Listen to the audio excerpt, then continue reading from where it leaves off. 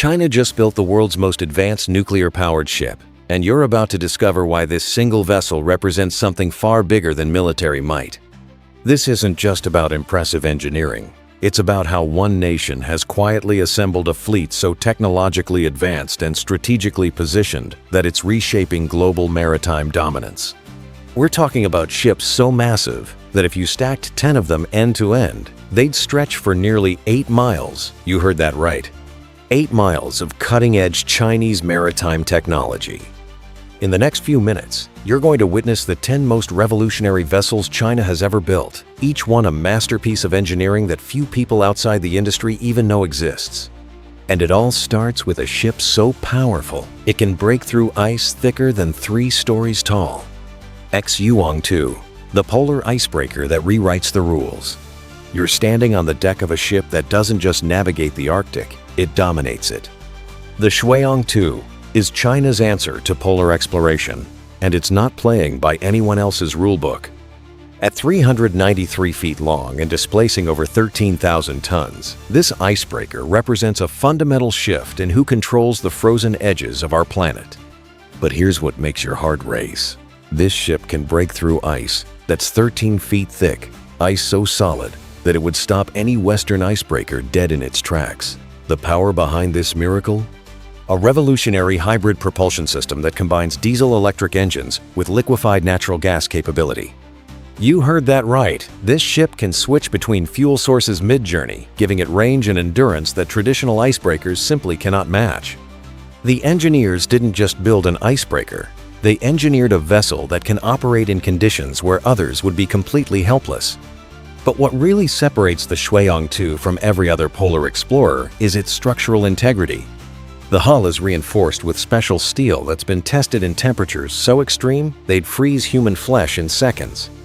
The ship's bow is angled at precisely 20 degrees, a geometry perfected through thousands of computer simulations, allowing it to ride up onto the ice and use its own weight to crush through obstacles that would shatter. Conventional hulls. And then there's the onboard laboratory. This isn't just a ship, it's a floating research station, equipped with deep-sea sampling equipment, atmospheric monitoring systems, and oceanographic instruments that can measure conditions at depths most submarines can't reach. Scientists aboard can collect data that reshapes our understanding of climate change, ocean currents, and Arctic ecosystems in real time. The real tension? China now controls access to Arctic research in ways that Western nations simply cannot compete with. This ship doesn't just explore polar regions, it claims them. But the engineering ambitions don't stop at the Arctic, because China's next maritime marvel takes exploration to depths where sunlight doesn't exist. CNOOC 981, the deep-sea drilling platform that defied physics. You're about to witness engineering on a scale so massive. It fundamentally changes what humans thought was possible in the deep ocean.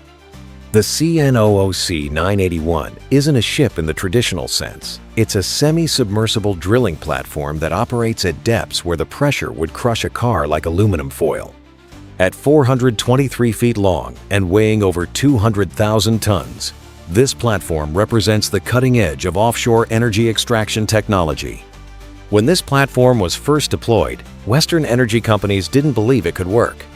The depth it was designed to operate in over 10,000 feet was considered the absolute limit of human engineering capability.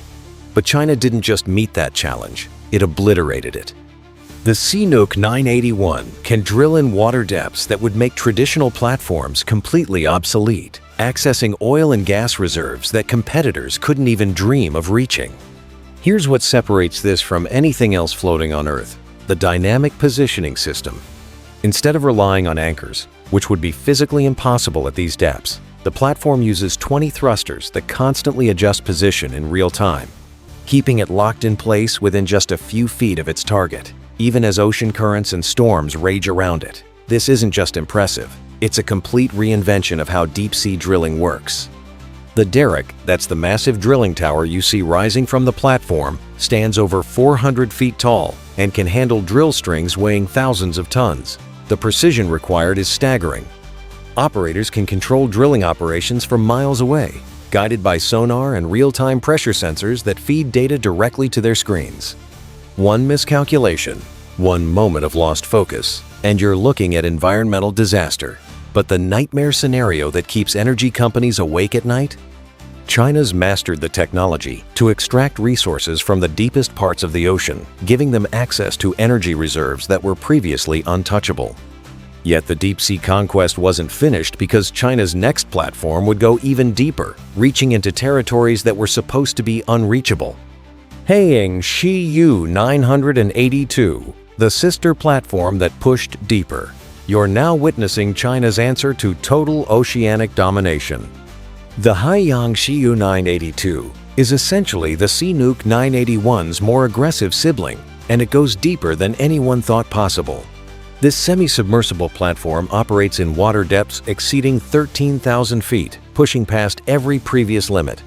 At nearly the same dimensions as its predecessor, this platform doesn't just match the capabilities of Western competitors, it surpasses them by an entire generation.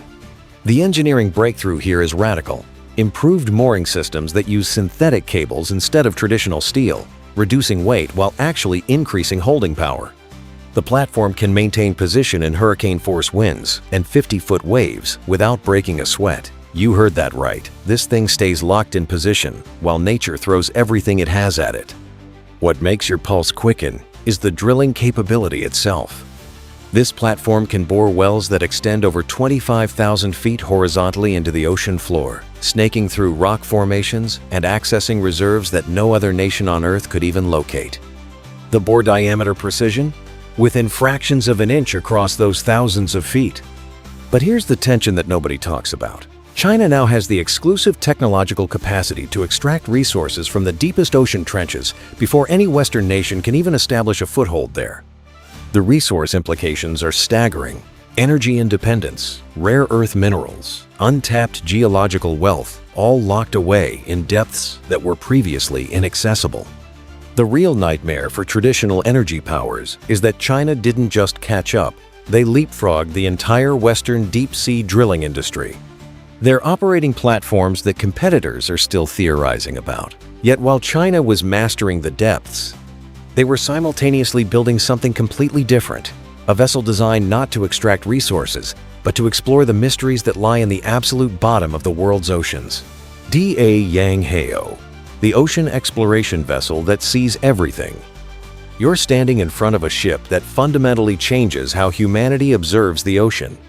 The Haiyang Shiyou is China's premier ocean research and exploration vessel, and it's equipped with technology so advanced that it can map the seafloor with precision that rivals satellite imagery of land. At 412 feet long and displacing over 6,000 tons, this research platform represents an entirely different philosophy: knowledge as power. The sonar systems aboard this vessel operate at frequencies so sophisticated that they can detect geological formations, mineral deposits, and thermal vents with accuracy measured in inches across miles of ocean floor. The multi-beam sonar creates three-dimensional maps of the seabed that are so detailed, scientists can identify individual rock formations and analyze their composition without ever physically touching them. But what really separates the Haiyang Shiyou from other research vessels is its submersible capacity. This ship carries advanced unmanned underwater vehicles that can descend to depths of 20,000 feet, equipped with high-definition cameras, robotic manipulators, and specialized sensors that collect samples and data in real time. The operators control these machines from climate-controlled labs aboard the ship, watching live feeds as their robots work in absolute darkness, miles below the surface. Here's where tension builds. China is conducting oceanographic research in territories that Western nations haven't even fully explored yet. They're mapping resources, identifying mineral deposits, and gathering geopolitical intelligence about underwater geography that will determine ocean politics for the next century. Every expedition returns with data that gives them strategic advantages nobody else possesses. The real power move is that knowledge of what lies beneath the waves is becoming more valuable than the waves themselves. China's collecting it faster than anyone else can process it.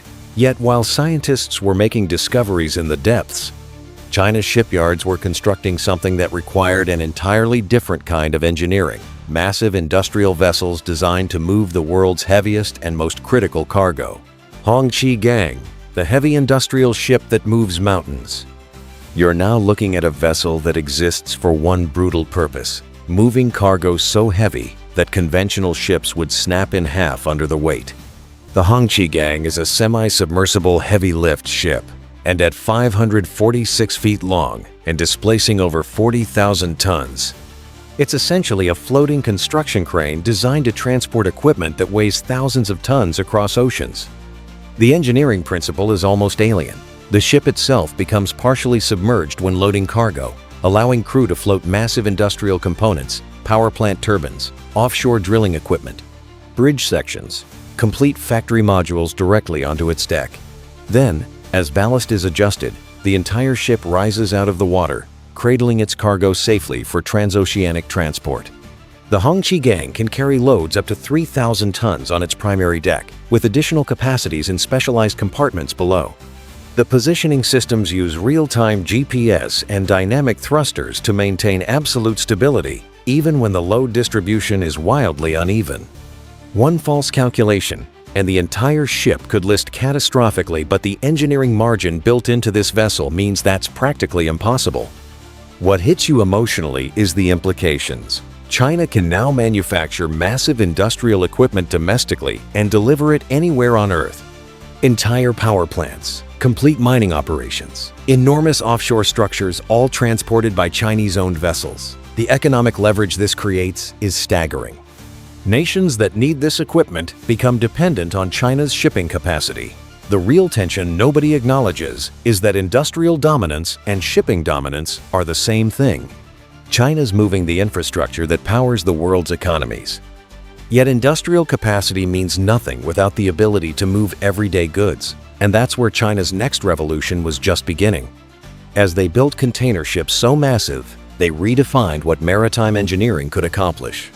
Xue 30, the crane ship that defies scale. You're witnessing a vessel so specialized, so purpose-built, that it exists in a category all by itself. The Xue 30 is the world's largest semi-submersible heavy-lift ship, and it's 620 feet long and displacing over 96,000 tons. It represents the absolute peak of specialized maritime engineering. This ship doesn't just carry cargo, it's essentially a floating construction site capable of installing, repositioning, or salvaging equipment in conditions where no other vessel could operate. The twin cranes mounted on this vessel can each lift up to 2,000 tons individually or work in tandem to lift loads exceeding 4,000 tons. You heard that right, this single ship can lift objects heavier than 25 fully loaded semi-trucks, and it does so while floating in open ocean with waves moving underneath it. The precision required is almost incomprehensible. Computer systems make thousands of micro adjustments per second to keep the load perfectly level while the ship moves beneath it. The Xue 30 has salvaged sunken ships, installed massive offshore platforms, and positioned equipment in conditions so severe that conventional cranes would simply topple over. The engineering behind the counterweight system, the cable tension management, and the dynamic positioning creates a redundancy so extreme that failure becomes statistically impossible. Here's the tension that should terrify traditional maritime powers. China now controls the only vessel on Earth capable of performing certain heavy salvage and installation operations. If critical infrastructure fails in remote ocean locations, there's often only one call you can make, and it goes to China. The Xue 30 isn't just a ship, it's maritime leverage disguised as engineering. The economic power this represents is subtle but absolute. Nations requiring specialized heavy lift operations become dependent on Chinese expertise and Chinese equipment. But while specialized vessels dominated narrow markets, China was simultaneously building something that would disrupt global trade itself, container ships so massive they'd reshape how goods move across the planet. COSCO Shipping Universe, the container giant that changed everything. You're about to see the ship that fundamentally redefined maritime commerce. The COSCO Shipping Universe isn't just a container vessel, it's the largest and most advanced container ship ever built, period.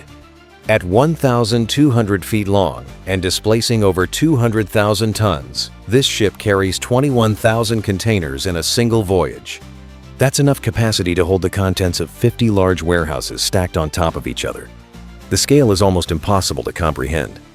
If you lined up all the containers this ship can carry, they'd stretch for 47 miles.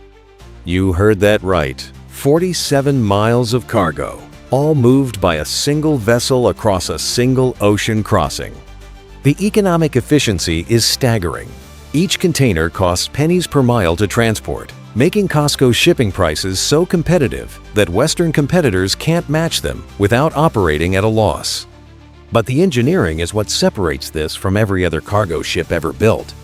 The hull design uses computational fluid dynamics optimized through thousands of simulations, reducing fuel consumption by up to 30% compared to previous generation container ships. The propulsion system is a massive diesel-electric engine that produces over 100,000 horsepower, yet operates with efficiency ratios that previous engineers thought were theoretically impossible to achieve. The real tension is that COSCO now controls the ability to move global trade at costs that competitors simply cannot replicate. When you can move cargo cheaper than anyone else, you don't just gain market share, you reshape global supply chains. Manufacturers worldwide now build their logistics strategies around COSCO's shipping schedules and prices. The strategic implication is almost too obvious. Control shipping, control trade. Control trade, control geopolitics. And just when you thought COSCO couldn't get more dominant, they built an even bigger sister ship, one that would cement their absolute dominance of global container shipping forever. COSCO Shipping Galaxy, the sister ship that completed the conquest. You're now witnessing the moment China didn't just enter the container shipping market, it completely obliterated the stands. Competition. The COSCO Shipping Galaxy is essentially the universe's more powerful sibling, operating at specifications that make competing container ships look like they're from a previous era. At 1,300 feet long and displacing over 230,000 tons, this vessel carries 23,000 containers per voyage. That's not just more capacity, it's fundamentally game-changing. By deploying both the Universe and Galaxy on major trade routes, COSCO can move more cargo in a single week than entire Western shipping fleets can move in a month. The economies of scale become so extreme that shipping costs drop below the point where Western competitors can profitably operate. The engineering refinements are subtle but devastating. The hull optimization saves additional fuel compared to even the Universe. The automation systems reduce crew requirements while improving operational efficiency. The cargo handling systems use AI-assisted planning to maximize container placement and minimize port time. Every system has been refined to squeeze out additional efficiency. But here's what should keep you up at night. China now controls shipping capacity so vast that they essentially set global freight prices. When COSCO wants to compete for a route, they can undercut anyone.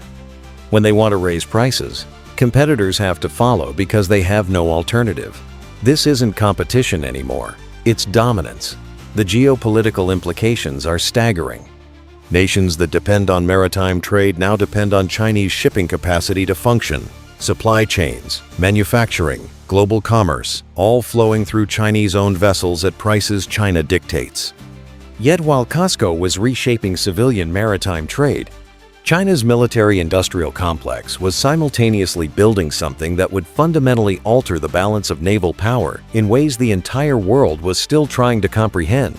Fujian, the aircraft carrier that rewrote naval warfare. You're standing in front of a warship so advanced that it represents a complete generational leap in naval technology.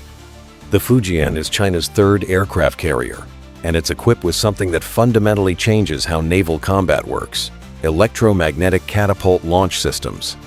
This 85,000-ton, 1,100-foot carrier represents the convergence of cutting-edge physics, advanced materials, science, and military engineering at its absolute peak. Here's what makes your pulse quicken.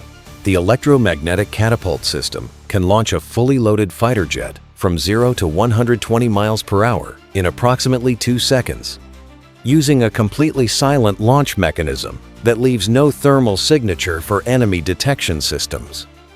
Traditional steam catapults create massive plumes of steam that can be detected from space. The Fujian system? Virtually undetectable. The carrier can deploy up to 36 advanced fighter aircraft, each equipped with stealth technology and weapon systems that match or exceed anything currently operational in Western navies. But the real tension is the command and control capability.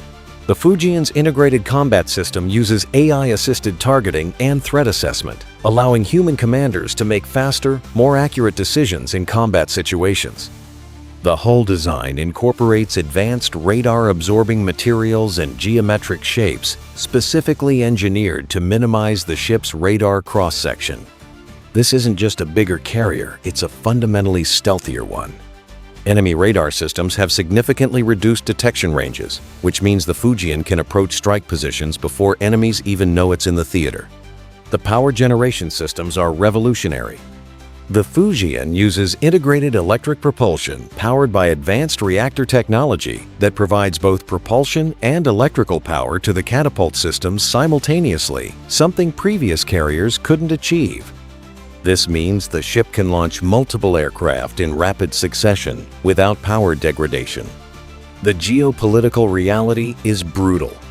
China now possesses aircraft carrier technology that Western naval forces are still struggling to match. Naval dominance in the Pacific is no longer guaranteed to any single power. The balance of military power has fundamentally shifted. But the Fujian represents just the beginning of China's vision for maritime supremacy, because they were simultaneously building something that transcended even military applications. A vessel so revolutionary, it would reshape how humanity harnesses energy from the ocean itself.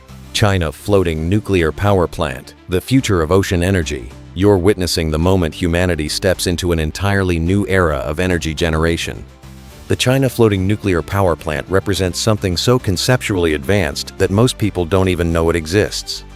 This modular, barge-mounted nuclear power station can be deployed anywhere on Earth's oceans, providing up to 20 megawatts of continuous electrical power to offshore infrastructure, remote installations, or even coastal cities during emergency situations.